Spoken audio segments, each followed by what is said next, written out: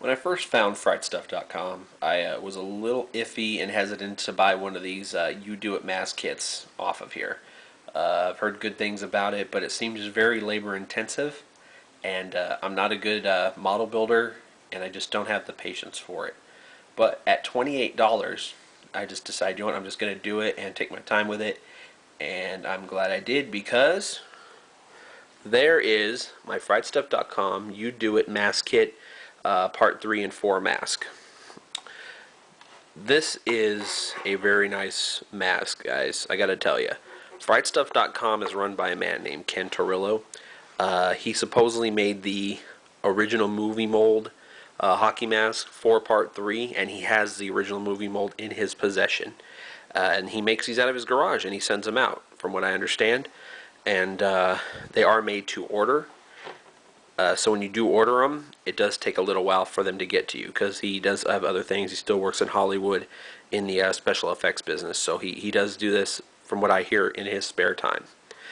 Now, when you buy the mask kit, it is a You Do It mask kit, so nothing is assembled on it. The straps are not assembled. There are no chevrons attached to the mask, even though it comes with the chevrons. None of the holes on the mask are drilled. None of the eyes, none of the breathe holes, anything like that. This is a completely You Do It Yourself kit. That's why he can sell them so cheap for 28 bucks. But I mean, if you're good with models and things like that, it shouldn't be a problem for you, because I suck at model making, and I mean, it turned out pretty good. I mean, it's not genius work. You cut the eyes out with a Dremel tool. I used a cutting wheel, and then I sanded it out with a sanding drum. Same thing with the holes for the breathing and everything like that. I just used a drill, drilled them all out, and then I sanded them down. The snaps that go on the mask, you do have to buy a special tool for that. You can go to any like Joann's Fabrics or Michael's Arts and Crafts store. You can even go to Walmart and they have the little fastener kits there, and you can just get the tool and you got to hammer it in yourself on everything, especially when you put the straps together, because the straps are not put together. So you do need to use the rivets it comes with and put it all together yourself. So you do need all those tools to get it together. Now you can get online and have this mask painted up. You're supposed to paint it, to whatever part you want, part 3, part 4, with the wear and tear going into part 4. I didn't paint this mask at all. I mean, it's perfect the way it is. I mean, it looks cool. You don't need to paint it or anything like that. But if you want to paint it, you can make it a little more screen accurate. I'm not a big screen accurate kind of guy. I mean, if anybody saw this who's into Friday the 13th, but not an enormous fan, who's, like, oh, there's no mark on the nose, it's this and that, they're just going to look at it and say, wow, that is really, really cool. Just the way it is, And this blank, you can make it into any part you want, of course, except for Jason X or Freddy vs. Jason or the remake.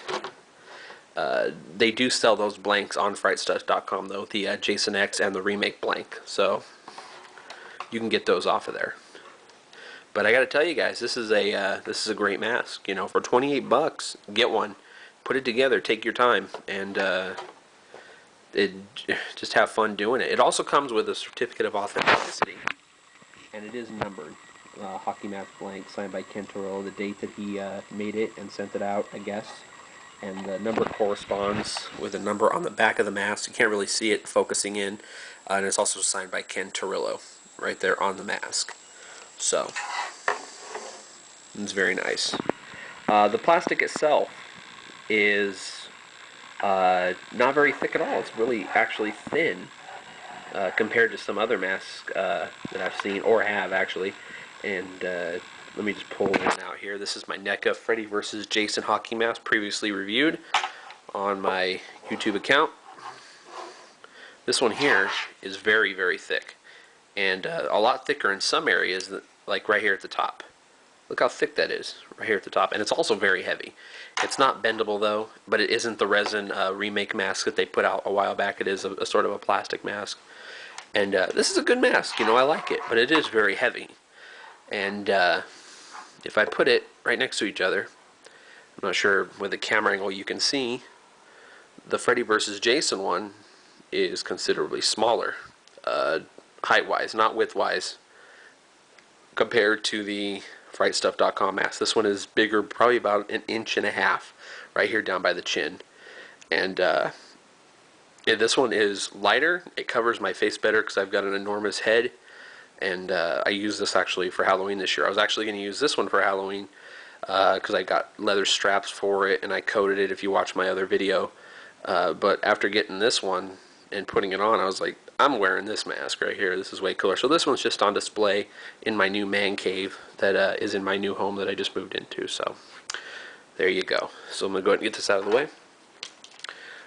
Like I said, it does come with a certificate of authenticity signed by Ken Torillo.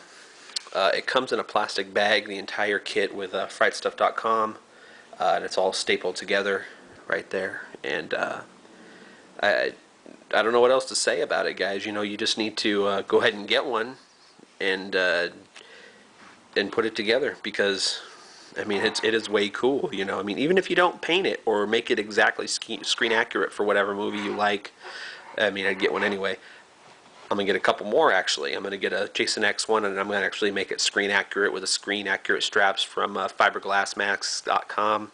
I'm also going to get one for Part 6, Jason Lives. Not the best one in the series, but I have a special place in my heart because that's the first one I ever saw, and that's the mask that kind of sticks out in my head.